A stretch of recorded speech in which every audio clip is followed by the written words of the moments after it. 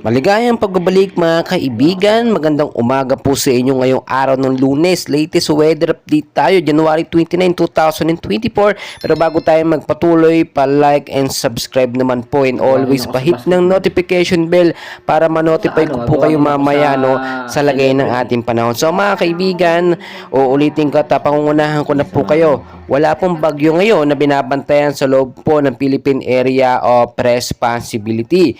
Pero mayroon po tayong namataan na active LPA or low pressure area po yan dito nga po sa area ng Davao Region at Sorsogon.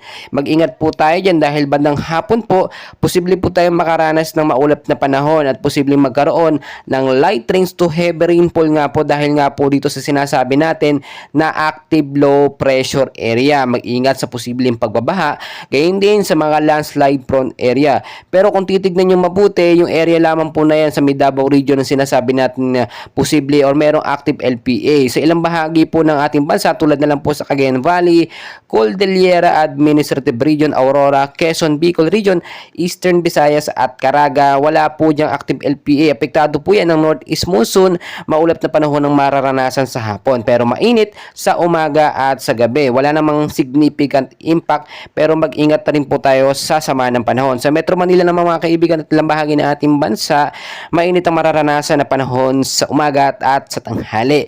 Nag-i-slow down yan at posibleng maging maulap pagdating naman po sa hapon. Isolated light rains or mahinang pag-uulan din ang inaasahan natin dala po ng northeast monsoon. Tulad ng sinasabi ko, maging handa tayo anumang oras. Know the weather mga kaibigan before you go para handa at safe tayo lagi. Magandang umaga at maraming salamat po sa inyong lahat.